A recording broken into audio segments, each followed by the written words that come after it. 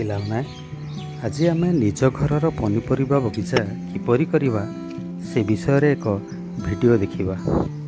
ତମେ ଦେଖିପାରୁଛ ଘର ସମ୍ମୁଖରେ ରହିଛି ଏକ ଅମୃତଭଣ୍ଡା ଗଛ। ଅମୃତଭଣ୍ଡା ବିଷୟରେ ତମେ ନିଶ୍ଚୟ ଜାଣିଥିବ। ଏହାକୁ ଘରେ ମା କିପରି କଞ୍ଚା ଅମୃତଭଣ୍ଡାକୁ ତରକାରୀ କରି ଭଜା କରି ବିଭିନ୍ନ ପ୍ରକାର ସୁସ୍ୱାଦୁ ଭୋଜନ ତିଆରି କରନ୍ତି। ଏହି ଅମୃତଭଣ୍ଡା ଗଛକୁ ଆମେ ଘରର ବାଡ଼ିପଟରେ ଲଗାଇ ପାରିବା। ତମେ ବର୍ତ୍ତମାନ ଦେଖିପାରୁଛ ଏହା ହେଉଛି ଏକ କାଙ୍କଡ଼ ଲତା। କାଙ୍କଡ଼ ତରକାରୀ, କାଙ୍କଡ଼ ଭଜା ଖାଇବାକୁ କାହାକୁ ବା ସ୍ୱାଦ ନ ଲାଗେ, ଏହାକୁ ମଧ୍ୟ ଆମେ ଆମ ବାଡ଼ିପଟରେ ଲଗାଇ ପାରିବା। ଏହା ହେଉଛି ଏକ ଲେମ୍ବୁ ଗଛ। ଲେମ୍ବୁ ଆମ ପାଇଁ କେତେ ଉପକାରୀ ତାହା ତ ତମେ ଜାଣିଛ। ଏହାକୁ ମଧ୍ୟ ଆମେ ଲଗାଇ ପାରିବା। ଆମ୍ବ ଗଛ, ଫଳମାନଙ୍କର ରାଜା ଆମ୍ବ। ଏ ଆମ୍ବ ଗଛକୁ ମଧ୍ୟ ଆମେ ଆମର ବାଡ଼ିରେ ଲଗାଇ ପାରିବା।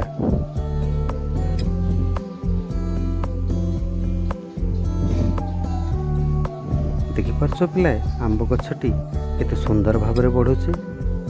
ଏ ହେଉଛି କଞ୍ଚା ଲଙ୍କା ବା ଲଙ୍କା ଗଛ। ଆମର ପନିପରିବା ହେଉ, ତରକାରୀ ହେଉ, ତରକାରୀରେ ନିହାତି ଭାବରେ ଆମେ କଞ୍ଚା ଲଙ୍କା ବ୍ୟବହାର କରିଥାଉ, ଶୁଖିଲା ଲଙ୍କା ମଧ୍ୟ ବ୍ୟବହାର କରିଥାଉ। ସେଇ ଲଙ୍କା ଆମେ ଏଇ ଗଛରୁ ପାଇଥାଉ। ବାଡ଼ିପଟରେ ରହିଛି, ତମେ ଦେଖିପାରୁଛ ବାଇଗଣ ଗଛ। ବାଇଗଣ ଗଛରେ କେମିତି ସୁନ୍ଦର ଫୁଲ ଫୁଟିଛି।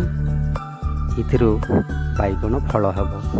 ବାଇଗଣକୁ ମଧ୍ୟ ଆମେ ତରକାରୀ କରି ଖାଉ, ଭଜା କରି ଖାଉ। ପିଲାମାନେ ଏ ବାଡ଼ିପଟରେ ରହିଛି ଆହୁରି ଦେଖିପାରୁଥିବ ଭେଣ୍ଡି ଗଛ। ଏଇଟା ତ ଲଙ୍କା, ବାଇଗଣ,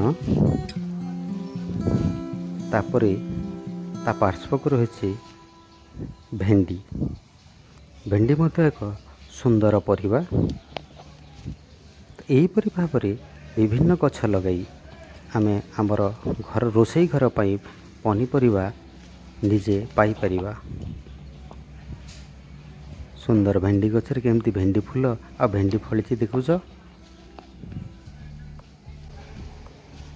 ଛୋଟିଆ ଅମୃତଭଣ୍ଡା ଗଛଟି, ତା ପାଖରେ ରହିଛି ଦେଖ ସପୁରୀ ଗଛ।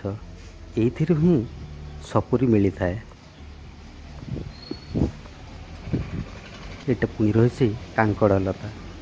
ତ ପିଲାମାନେ, ଆମେ ନିଜ ବାଡ଼ିପଟରେ ଏମିତି ଗୋଟେ ସୁନ୍ଦର ବଗିଚା ତିଆରି କରିବା, ଯେଉଁଥିରୁ ଆମେ ସଜ ପନିପରିବା, ଫଳ ନିଜ ଘର ପାଇଁ ପାଇପାରିବା। ଏଇଟା ଆମ ବିଦ୍ୟାଳୟରେ ମଧ୍ୟ କରିପାରିବା।